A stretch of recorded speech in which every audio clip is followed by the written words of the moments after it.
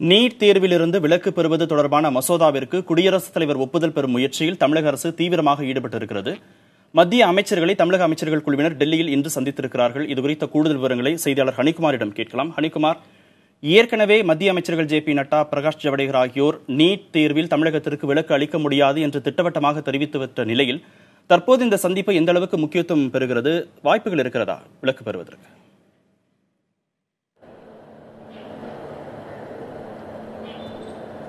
நிச்சயமா இந்த நீட் விவகாரம் கடந்த ஒரு சில மாதங்களாகவே ஒரு தொடர்ச்சியாக பல்வேறு விதமான சர்ச்சைகளில் ஏற்படுத்தி கொண்டே இருக்கிறது.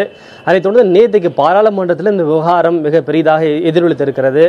நேற்றைக்கு பல்வேறு தமிழகத்தை சார்ந்த கட்சிகள் பாராளுமன்றத்தில் இந்த விவகாரத்தை எழுப்பியிருக்கிறார்கள். நீட் விவகாரம் தொடர்பாக தமிழக அரசு கொண்டு வந்திருக்கக்கூடிய இந்த மசோதாவிற்கு மத்திய அரசு ஒப்புதலை அளிக்க வேண்டும். குடியரசுத் தலைவருடைய ஒப்புதலுக்காக இந்த மசோதா அனுப்பப்பட்டிருக்கிறது. இதற்கு பல்வேறு துறைகளுடைய அனுமதியை பெற வேண்டியது கட்டாயமாக இருக்கிறது. மத்திய சுகாதாரத்துறை, அதே போல உள்துறை உள்ளிட்ட துறைகளுடைய ஒப்புதலை பெற வேண்டியது கட்டாயமாக இருக்கிறது. இவர்களெல்லாம் ஒப்புதல் அளித்தால் மட்டுமே இறுதியாக குடியரசுத் தலைவர் தன்னுடைய ஒப்புதலை வழங்குவார்.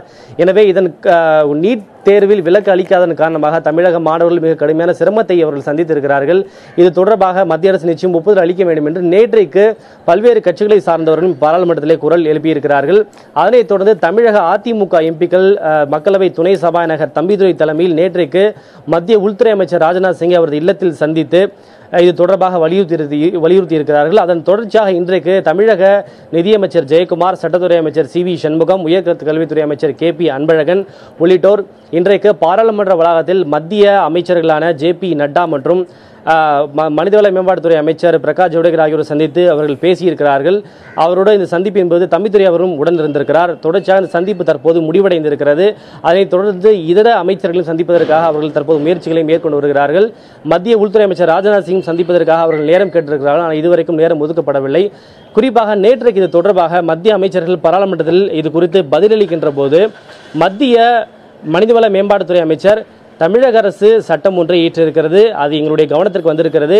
இது தொடர்பாக அனைத்து துறைகளுடன் நாங்கள் ஆலோசனை செய்திருக்கிறோம், எங்களுடைய கருத்தையும் நாங்கள் தெரிவித்திருக்கிறோம், மத்திய சுகாதார அமைச்சகத்தோடும் நாங்கள் தொடர்பில் இருக்கிறோம் என்கிற பதிலை அவர்கள் தெரிவித்திருக்கிறார். அதே போல மத்திய சுகாதாரத்துறை அமைச்சர் தொடர்பான கருத்தை தெரிவிக்கின்ற போது தமிழக அரசு இது போன்ற சட்டம் ஒன்றை இயற்றியிருக்கிறது, அது குடியரசுத் தலைவர் ஒப்புதலுக்காக இங்கே வந்திருக்கிறது.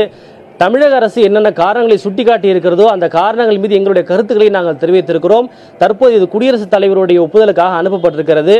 இதற்கு நாங்கள் எங்களுடைய கருத்துக்களை தெரிவித்திருக்கிறோம். உள்துறை அமைச்சகம் தன்னுடைய கருத்தை தெரிவிக்க வேண்டியிருக்கிறது என்ற கருத்தை தெரிவித்திருக்கிறார்கள்.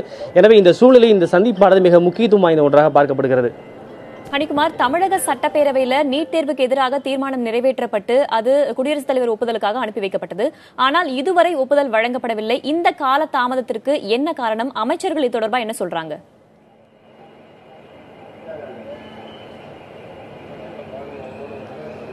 இல்லை, இதை காலதாமதம்னு நம்ம எடுத்துக்க முடியாது. ஏன்னா பல்வேறு காலகட்டங்களில் மத்திய அரசு மிக தெளிவாக சொல்லியிருக்காங்க, இது மாணவர்களுடைய கல்வி தரத்தை உயர்த்துவதற்காக இந்த மசோதா என்பது நீட் தேர்வு என்பது கொண்டு வரப்பட்டிருக்கிறது.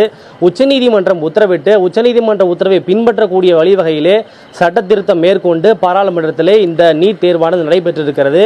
இதன் காரணமாக தான் நீட் தேர்வானது நடைபெறுகிறது. அதில் குறிப்பிட்ட ஒரு மாநிலத்திற்கு என்று மட்டும் விதிவிலக்கு என்பது வழங்க முடியாது என்று தெரிவித்திருக்கிறார்கள். தமிழக அரசு கொண்டு வந்திருக்கக்கூடிய இந்த மசோதாவிற்கும் தங்களுடைய ஒப்புதலை வழங்குவது கடினம் என்றும் பல்வேறு காலகட்டங்களை தெரிவித்திருக்கிறார்கள்.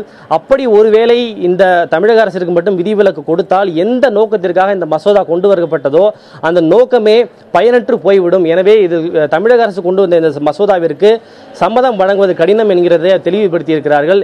சற்று முன்பாக திமுக மாவட்ட செயலாளர்கள் கூட்டத்தில் நீட் தேர்வுக்கு எதிர்ப்பு தெரிவித்து மாவட்ட தலைநகரங்களில் மனித சங்கிலி போராட்டம் நடத்துவதற்கு திட்டமிடப்பட்டிருக்கிறது. இன்னொரு புறம் அங்கே தமிழக அமைச்சர்கள் முகாமிட்டிருக்கிறார்கள் மத்திய அமைச்சர்களை சந்திப்பதற்கு. நேற்று நாடாளுமன்றத்தில் அதிமுக நாடாளுமன்ற உறுப்பினர்களும் திமுக நாடாளுமன்ற உறுப்பினர்களும் ஒன்று சேர்ந்து குரல் எழுப்பியிருக்கிறார்கள். நீட் தேர்வுக்கு தமிழகத்திற்கு விலக்கு அளிக்க வேண்டும் என்கிற அடிப்படையில் மத்திய அரசு இதை எப்படி பார்க்கிறது?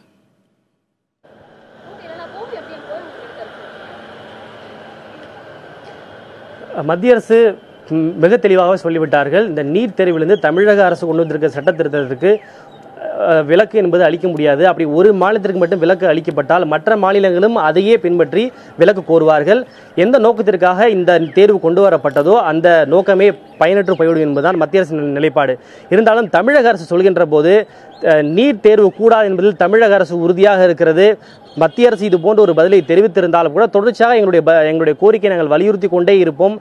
எத்தனை ஆண்டுகள் ஆனாலும் நாங்கள் எங்களுடைய கோரிக்கையிலிருந்து நாங்கள் பின்வாங்க மாட்டோம். தமிழகத்திற்கு நீட் தேர்விலிருந்து விலக்கு தேவை என்பதுதான் எங்களுடைய நிலைப்பாடு என்று அவர்கள் தொடர்ந்து வலியுறுத்தி வருகிறார்கள். எங்களுடைய அழுத்தத்தை தொடர்ந்து மத்திய அரசுக்கு நாங்கள் தெரியப்படுத்துவோம் என்றும் அவர்கள் தெரிவித்திருக்கிறார்கள். இந்த சூழ்நிலையில் மு.க. ஸ்டாலினுடைய இந்த போராட்ட அறிவிப்பு என்பதும் மேலும் ஒரு அரசியல் ஒரு அழுத்தத்தை ஏற்படுத்தி இருக்கிறது ஆளும் அரசுக்கு.